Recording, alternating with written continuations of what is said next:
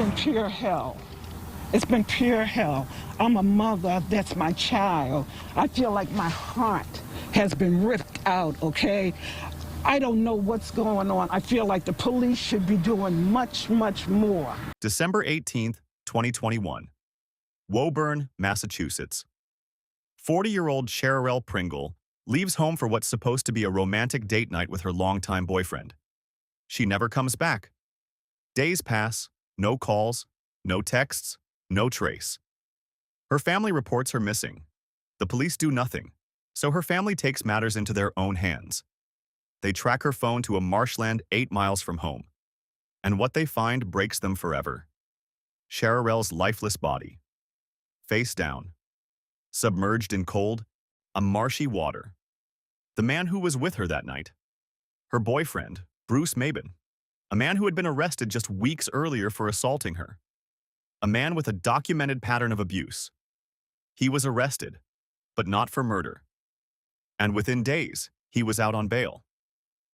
This is the story of Cherel Pringle, a devoted mother, a hard worker, a woman who deserved so much better than what December 2021 took from her.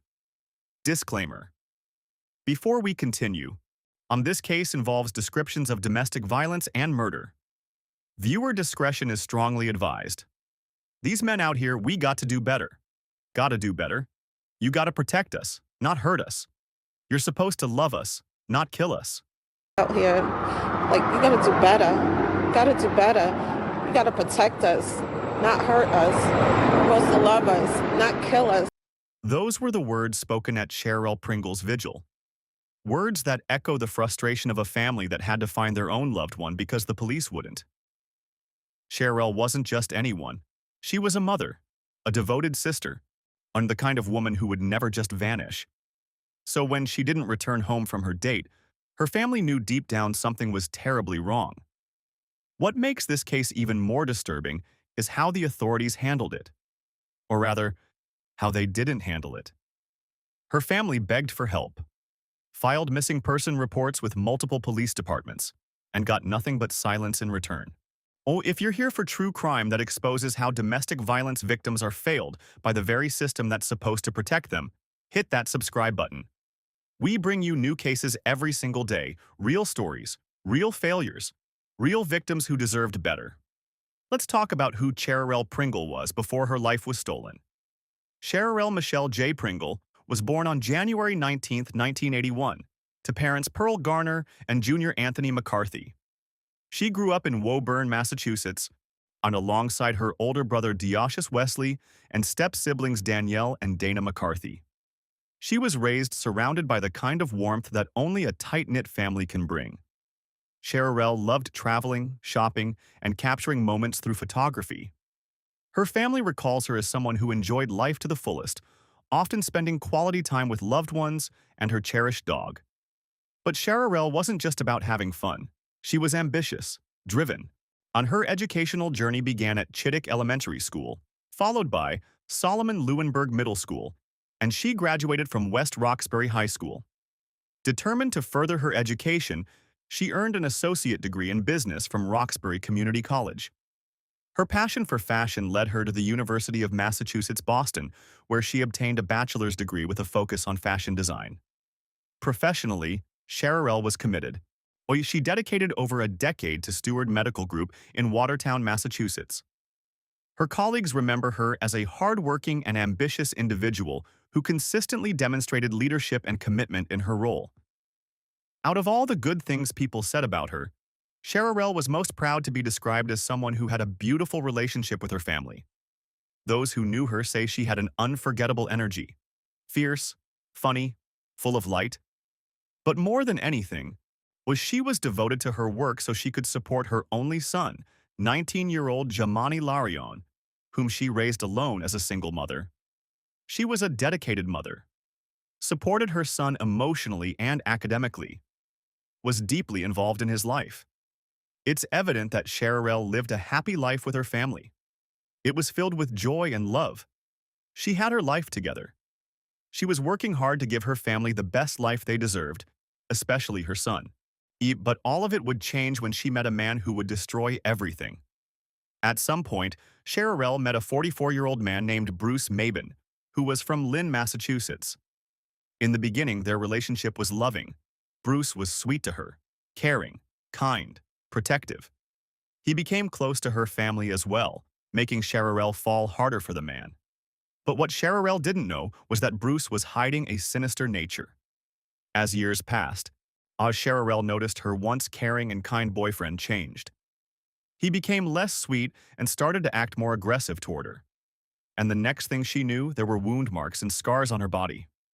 Her beautiful fantasy slowly faded away as Bruce slowly became a monster. His violent acts were something she could not control.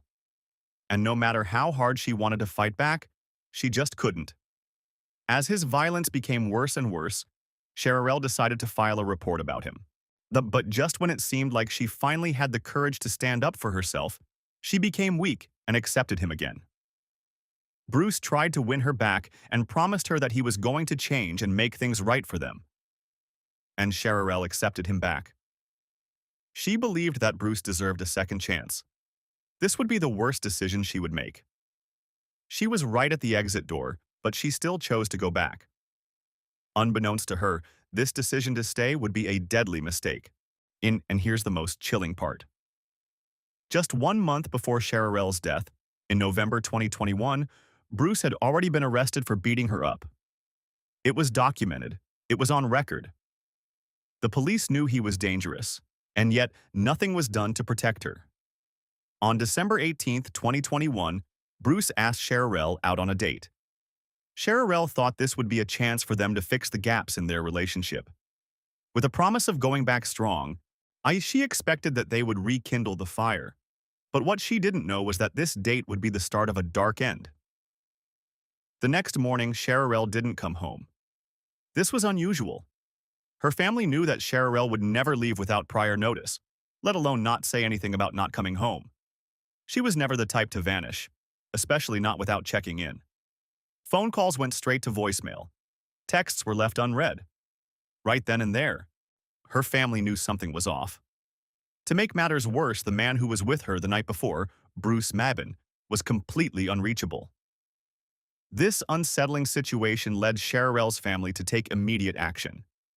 They checked every possible establishment she could have gone to, visiting restaurants, calling hospital front desks, jails, anywhere.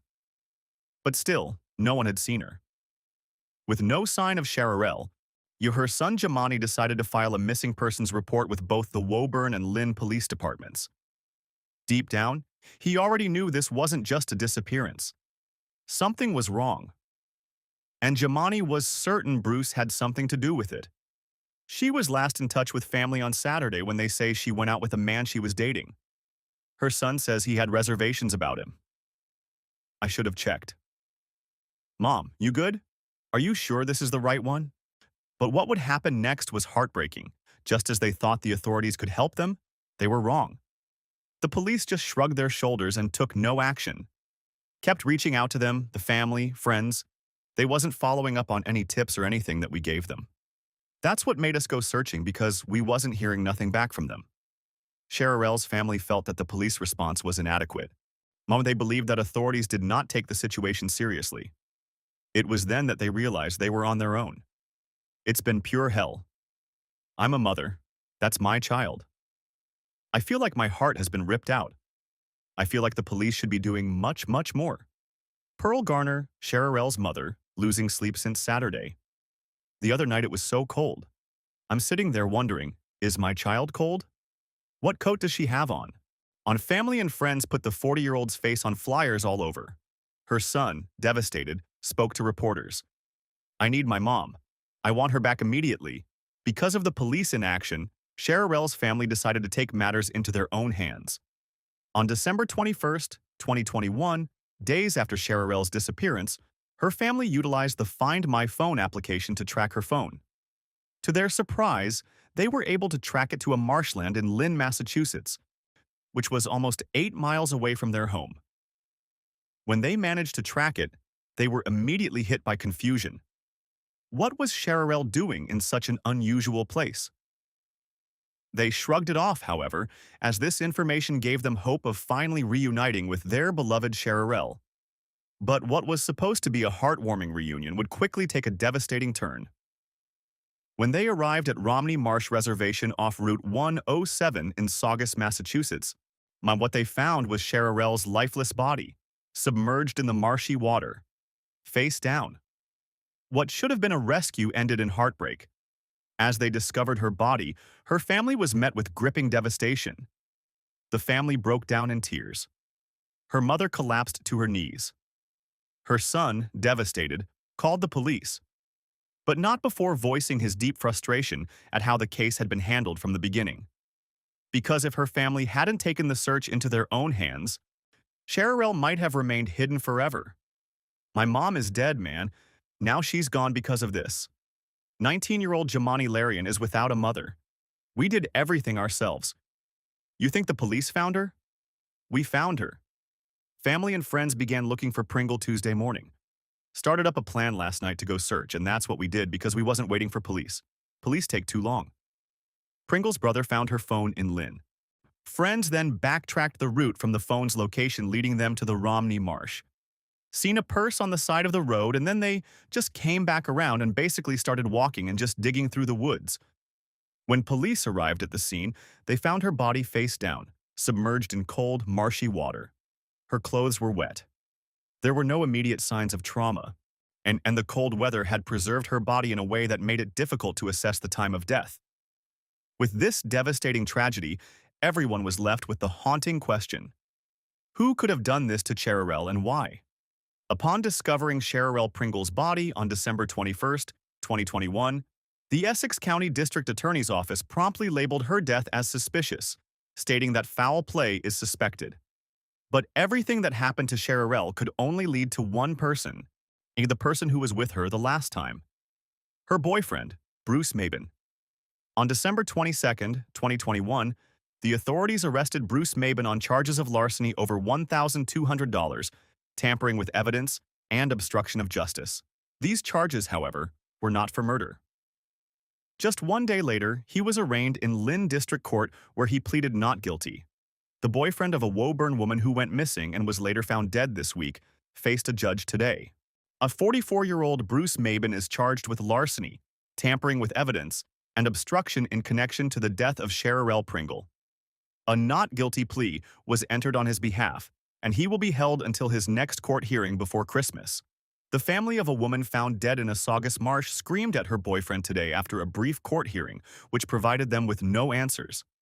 What are you talking about? Cherel Pringle went on a date with her boyfriend Saturday night, but never came home. She was found dead days later this past Tuesday. As for Cherel Pringle's family and friends, they showed up here to Lynn District Court in full force, and the tension in the courtroom wasn't just felt, it was heard. Pringle's boyfriend, 44-year-old Bruce Mabin, stepping out in court, coming face-to-face with dozens of Pringle's family members. While the DA's office says foul play is suspected in this case, he is not charged with a homicide. Mabin is charged with larceny, tampering with evidence, and obstruction. Soon after, he was released after posting bail. For weeks, Bruce was able to walk free while Cherel's family was still grieving and still waiting for justice. Cherel's family and community demanded answers. We found her, and we want justice. Cherel Pringle's family consoling one another outside of court. Our outraged relatives had to be the ones to discover Pringle's body. I love my sister. I miss my sister, and I want her back. But we found her. What we want to say is that we found her, not the police. As for Mabin, a man the family is convinced knows exactly what happened to Cherel. He did the wrong thing, and it's wrong before the holidays. He is innocent until proven guilty. He did not kill his girlfriend. He's denying that. Despite this mounting pressure from the public, even the police said little.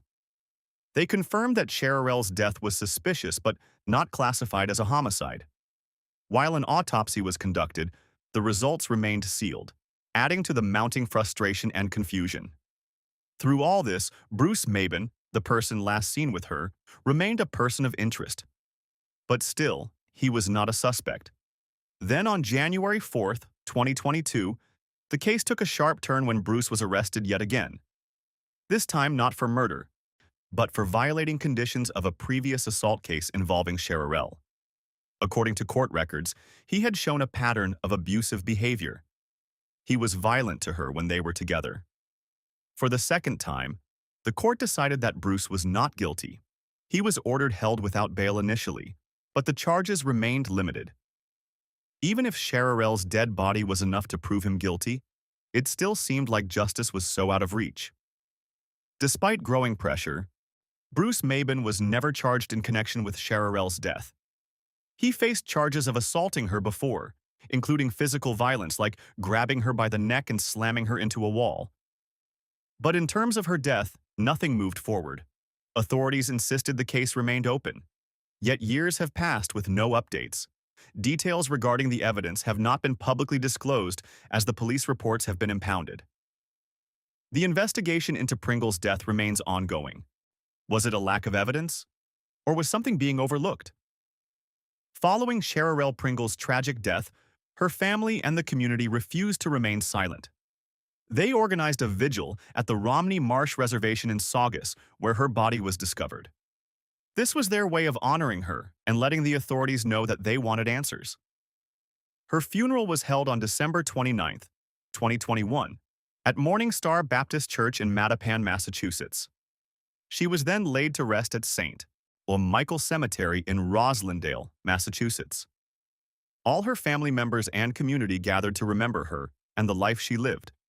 But in that moment of grief, everyone was wondering the same thing. No one could understand how a woman so loved could disappear and die without justice. If someone you know is in a dangerous relationship, now is the time to speak up. Stand up and fight for them. Abuse doesn't always leave visible marks. Sometimes it leaves bodies.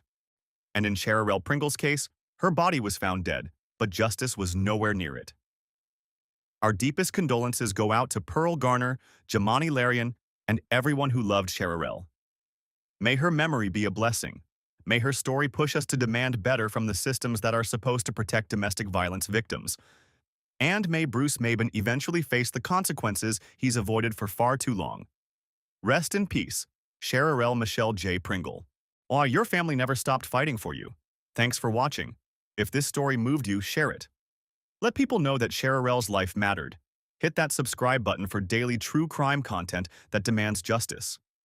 What do you think happened to Cherel? Should Bruce Maben have been arrested for murder? Let us know in the comments below. Stay safe out there. See you in the next one.